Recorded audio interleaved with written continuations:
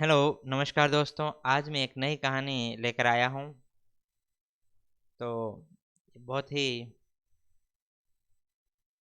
Motivational story है। आप अवश्य सुने एक बार पूरी।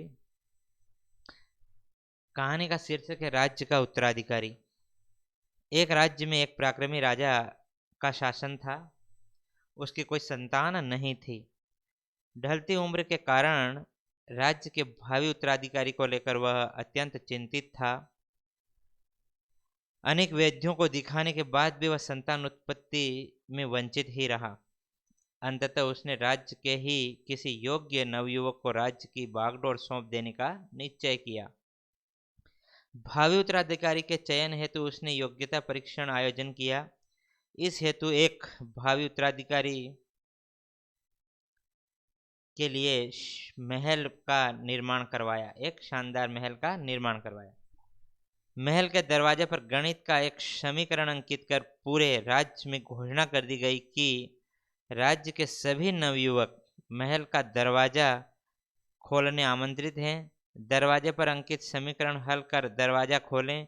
जो दरवाजा खोलने में सफल होगा उसे महल उपहार स्वरूप प्रदान किया जाएगा और साथ ही राज्य का उत्तराधिकारी भी घोषित कर दिया जाएगा। घोषणा के दिन से ही उस नवनिर्मित महल में नवियों का तांता लगा रहा। सुबह से लेकर शाम तक नवयुवक वहां आते और दरवाजे पर अंकित गणित के समीकरण को हल करने का प्रयास करते, किंतु आश्चर्य की बात थी कि कोई भी उसे हल नहीं कर पा रहा था। कई उसे लिखकर याद करके जाते, घर पर उसका हल निकालने का हर संभव प्रयास करते, किंतु फिर भी असफल रहते।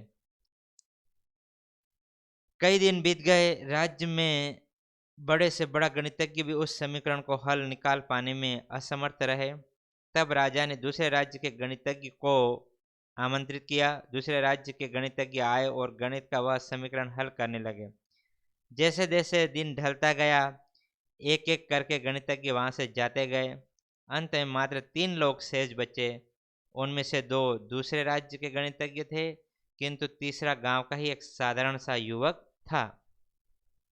दोनों गणितज्ञ जहां गणित का समीकरण हल करने में लगे हुए थे, वहां युवक एक कोने में खड़ा होकर उन्हें देख रहा था। राजा ने जब उसे यूं ही खड़ा देखा तो पास बुलाकर पूछा, तुम दरवाजे पर अंकित समीकरण हल क्यों नहीं कर रहे हो? युवक बोला, महाराज, मैं तो बस यूं ही इन नामी गिरामी गणितज्ञों को देखने आया हूँ। ये अपने राज्यों के इतने बड़े गणितज्ञ हैं, इन्हें समीकरण हल करने दीजिए। यदि इन्होंने हल निकाल लिया तो राज्य के उत्तराधिकारी बन जाएंगे। इन्हें खुशी, बड़ी खुशी की बात है। और क्या होगा यदि ये समीकरण हल नहीं कर पाए, तब मैं कोशिश करके देखूंगा। इतना कहकर युवक एक कोने में बैठकर गणितज्ञों को देखने लगा। पूरा दिन निकल गया और शाम गिर गई, किंतु दोनों गणितज्ञ समीकरण हल नहीं कर पाए। उनके मस्तिष्क में पूरे दिन मात्र एक ही प्रश्न घूम रहा था कि आखिर इस समीकरण में ऐसा भी क्या है, कैसे ये हल होगा, कैसे महल का ये दरवाजा खुलेगा। पूरा प्रयास करने के बाद भी वे समीकरण हल नहीं कर पाए। जब उन्होंने हार मान ली तो कोने में बैठे युवक उठकर दरवाजे के पास गया और जाकर उसे धीरे से धक्का दे दिया। जैसे ही उसने दरवाजे को धक्का दिया, दरवाजा खुल गया। दरवाजा खुलते ही लोग उससे पूछने लगे कि तुमने ऐसा क्या किया कि महल का दरवाजा खुल गया? युवक बोला, जब मैं बैठकर सबको गणित का समीकरण हल करते देख रहा था तो मेरा दिमाग में विचार आया कि हो सकता है कि दरवाजा खोलने का कोई समीकरण ही न हो, इसलिए मैं गया और सबसे पहले जाकर दरवाजे को धक्का दे दिया। दरवाजा खुल गया। दरवाजा खोलने का कोई समीकरण ही नहीं है। उसका उत्तर वहां उपस्थित राजा ने भी सुना और बहुत प्रसन्न हुआ। उसने युवक को वहां वह महल भी दिया और राज्य का भावी उत्तराधिकारी भी घोषित कर दिया। अब सीख। जिंदगी में हमें कई बार ऐसी परिस्थिति में फंस जाते हैं जब हमें लगता है कि हमारे सामने पहाड़ जैसी समस्या है, जबकि वास्तव में कोई समस्या होती ही नहीं है, या होती भी है तो बहुत ही छोटी सी। लेकिन हम उसे बहुत बड़ा बनाकर उसमें उलझे रहते हैं। बाद में उस समस्या का समाधान अपने आप ही निकल जाता है, या फिर थोड़े से प्रयास के बाद।